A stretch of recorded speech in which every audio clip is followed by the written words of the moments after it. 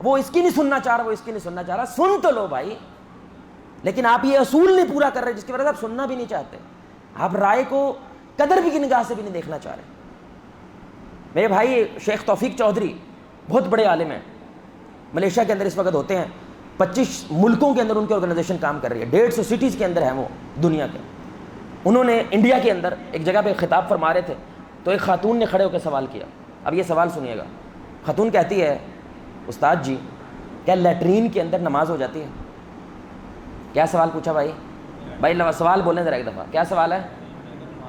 ہو جاتی ہے. اب وہ آس پاس کے لوگ ہنسنے لگ گئے، اس کو جج کرنے لگ گئے، جھکتے مارنے لگ گئے، اور شیخ صاحب بھی ہنس دیے کیونکہ ایسا سوال آج تک ان کے سامنے کسی نے پوچھا ہی نہیں. اس نے کہا پتر آپ چیزا کیوں لے رہے ہو ہمارا؟ یہ کوئی سوال ہے؟ یہ کوئی تک بنتا ہے؟ یہ تو واضح سی بات ہے بھائی، لیٹرین کے دن نماز نہیں پڑھتے. بیٹا ایسے سوال نہیں پوچھتے. وہ خاتون کہنے لگی آپ نے میرے سے پوچھا ہے کہ میں نے یہ سوال کیوں پوچھا؟ میرا موقف تو جانا ہی نہیں آپ نے جلدی نہیں کر دی، میرے پہ فتوے بھی لگا دیے، مجھے برا بھلا کہنا بھی شروع کر دیا. میرے سے پوچھا میں نے یہ سوال کیوں کیا؟ تو جھٹکا لگا ان کو، یہ رسول اللہ کا اصول یاد آیا. انہوں نے پوچھا بیٹا ہاں بتاؤ کیوں کیا آپ نے؟ انہوں نے کہا میرا پیو پنڈت ہے. کیا ہے؟ پنڈت ہے، چھوٹا موٹا ہندو نہیں ہے. اور اللہ کا شکر اللہ نے مجھے ہدایت دی ہے، اسلام دے دیا ہے، لیکن وہ مجھے نماز پڑھنے نہیں دیتا.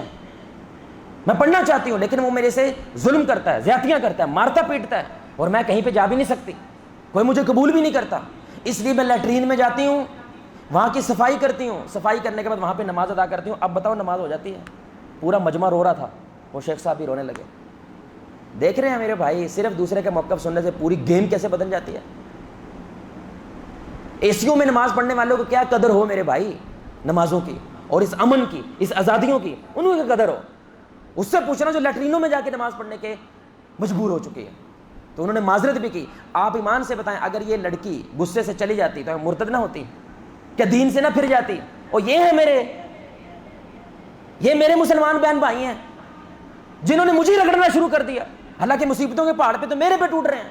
آسیہ علیہ السلام کی کہانیاں نہیں سناتے ہو کہ فرعون کی بیوی تھی لیکن ایمان والی تھی، مجھے تو برداشت نہیں کر رہے، تم میری تو بات نہیں سننا چاہ رہے.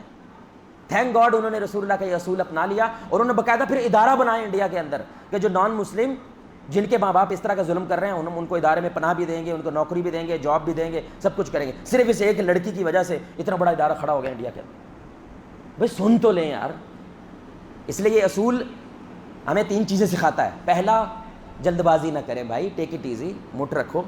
دوسرا، غصے کے اندر میرے بھائی اپنی رائے بیان نہ کریں. اور تیسرا، دوسرے کو پوری آزادی دے کے وہ اپنا موقف بیان کر سکے، اپنی رائے کو بیان کر سکے. اس کے بعد ہم کسی قابل ہو سکتے ہیں کہ بھائی میں آپ کے بارے میں یہ اوپینین یا یہ رائے رکھتا ہوں. اور اس سے ہم سیکھ کہہ سکتے ہیں، جو سیکھت ہے اس اصول کی اگر ہماری زندگی میں آ جائے، ہم دوسرے کی رائے کا کیا کریں؟ بولے بھائی کیا کریں؟ احترام. ایک تو رائے ہوتی ہے نا 2 + 2 = 5 ہوتے ہیں جی میری یہ رائے ہے، نہیں، اس رائے کا کیا ہے احترام ہو؟ کوئی احترام نہیں ہے. نمازیں 5 نہیں جی، نمازیں 10 ہوتی ہیں، بھائی کوئی احترام نہیں ہے. ہم کیا کہیں گے؟ اپنے گھر تک یہ بات رکھو، پھیلاؤ نہیں. لیکن میرے بھائی جہاں پہ گنجائش نکلا کرتی ہے وہاں پہ کیا کرنا چاہیے؟ ہمیں احترام کرنا چاہیے. اور ہمارے گھروں میں اکثر بہت سارے موضوعات پہ ماں باپ کی اولاد کی رائے کا اختلاف ہو جاتا ہے، شادی پہ اختلاف ہو جاتا ہے، کاروبار پہ اختلاف ہو جاتا ہے، دفتری معاملات کے اندر اختلاف ہو جاتا ہے. قدر کریں، جلد بازی نہ کریں. 2-3 دن کے بعد کبھی کبھی آپ کو پتہ چل جاتا ہے میں غلط تھا، اور یہ اللہ اکثر دکھا بھی دیتا ہے کہ تو غلط تھا اور یہ بندہ ٹھیک بات کر رہا تھا.